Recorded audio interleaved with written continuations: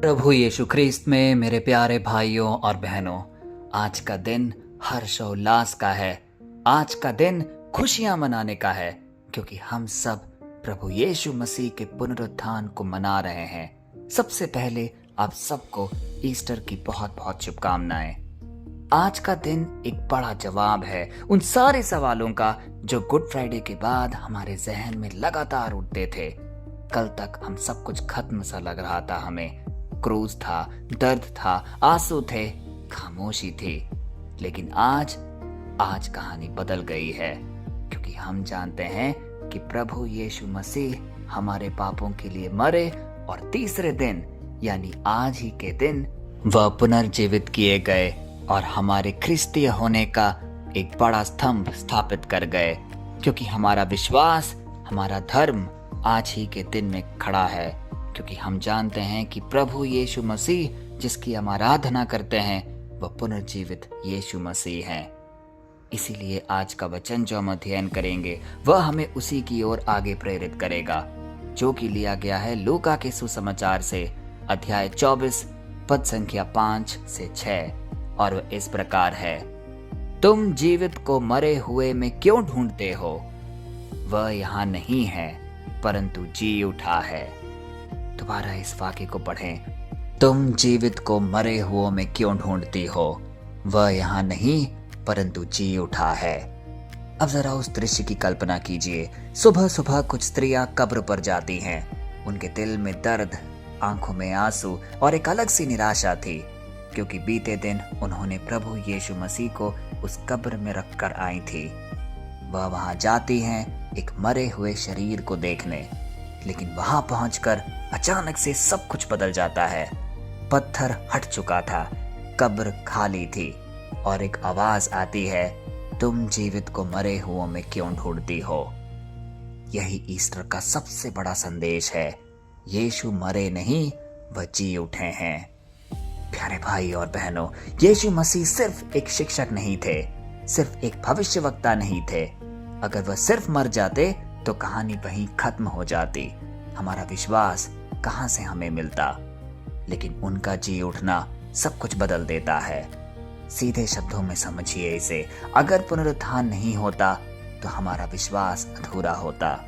Easter ही वह नींव है जिस पर हमारा पूरा विश्वास आज खड़ा हुआ है, क्योंकि क्रूस हमें प्रेम दिखाता है, लेकिन पुनरुत्थान हमें जीवन देता है। जब यीशु जी उठे तो सिर्फ उन्होंने मौत को ही नहीं हराया, उन्होंने हमारे लिए एक बड़ा सुनहरा रास्ता खोल दिया, अनंत जीवन का रास्ता।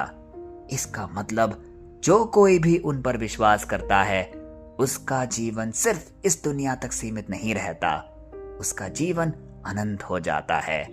कितनी बार हम मनुष्य आज की दिक्कतों को, परेशानियों को और निराशाओं को लेकर व्यथित रहते हैं, चिंतित रहते हैं। कई बार हम सोचते हैं कि हमारे जीवन में कुछ भी अच्छा नहीं हो सकता है। प्रभु परमेश्वर ने मेरे लिए सिर्फ निराशाएं ही रखी है।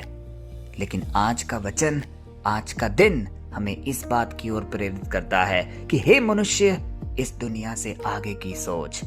इस दुनिया में तुम्हारी उम्र, तुम्हारा समय अल्पकालिक है, लेकिन इसके बाद तुम्हारा भी पुनरुत्थान होगा। तुम्हें एक अनंत जीवन मिलेगा और उस जीवन की लगातार कोशिश करते रहो। उस जीवन को पाने के लिए लगातार तत्पर बने रहो।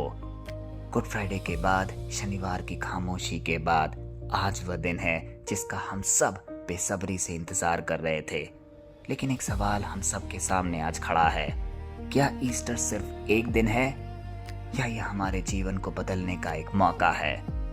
ईस्टर हमें सिर्फ यह नहीं बताता कि यीशु जी उठे, वह हमें यह भी बताता है कि हम भी उठ सकते हैं। अपने डर से, अपनी गलतियों से, अपनी पुरानी आदतों से, अपने टूटे हुए जीवन से। कभी कभी हम भी कब्र में जीते हैं, पुरानी यादों में। कुछ लोग गलतियों के बोझ में अपना जीवन व्यतीत करते हैं, तो कुछ निराशा में, और लगातार हम ये सोचते रहते हैं बस यही अंत है।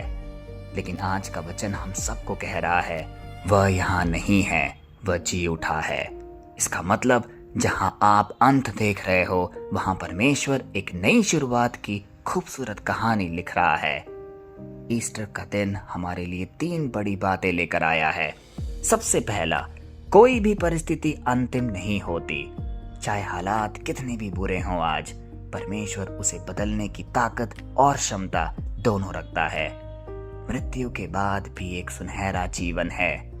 कई लोग आज ही के जीवन को सब कुछ मानकर अपना जीवन व्यतीत करते हैं, लेकिन हमारा जीवन सिर्फ इस दुनिया तक सीमित नहीं है। इसके बाद हमें एक अनंत जीवन की राह पकड़नी है। आशा हमेशा जीवित रहती है। जब सब कुछ खत्म लगता है, तब भी आशा जिंदा रहती है। जिस प्रकार शिष्यों को लगा होगा कि यीशु मसीह तो अब मर चुके हैं, अब हमारा क्या होगा, आगे की स्थितियां कैसे सामने आएंगी, कितना विरोध हमें झेलना पड़ेगा। लेकिन ठीक 3 दिन बाद जब उनका पुनरुत्थान हुआ, यानी आज ही के दिन, उन सब के जीवन में एक नई प्रत्याशा जागी, उन्हें एक नई राह दिखी। क्योंकि आज के दिन के बाद लगातार पवित्र आत्मा उन सारे शिष्यों को मार्गदर्शक के रूप में आगे रास्ता दिखाता रहा, और यहाँ तक कि प्रभु यीशु खुद उनके सामने प्रकट होकर उन्हें धैर्य और धीरज से आगे बढ़ने को प्रेरित किया। क्या आपके जीवन में कुछ मरा हुआ आज लग रहा है? हो सकता है कुछ सपने जो हमने बड़ी ही महत्वाकांक्षा की दृष्टि से देखी हो, लेकिन वह पूरा नहीं हो रहा। कोई रिश्ता जो टूटने के कगार पर है, कोई भी ऐसी उम्मीद जो हमारे से जुड़ी है, लेकिन वह अभी निराशा में है।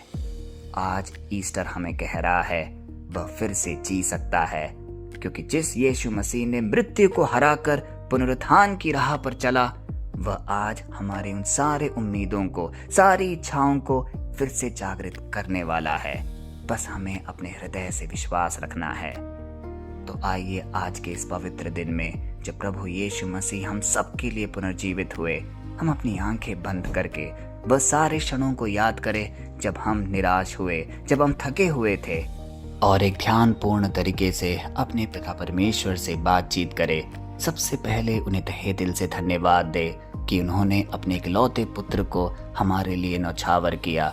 सोचिए, हम इसके योग्य नहीं थे, हम तो पापी थे, फिर भी प्रभु यीशु ने हम सब के लिए क्रूस को चुना, अपना प्राण त्याग दिए, और आज ही के दिन वह पुनर्जीवित कर लिए गए और हम सब के जीवन में एक बड़ा विश्वास और एक प्रत्याशा जगा गए।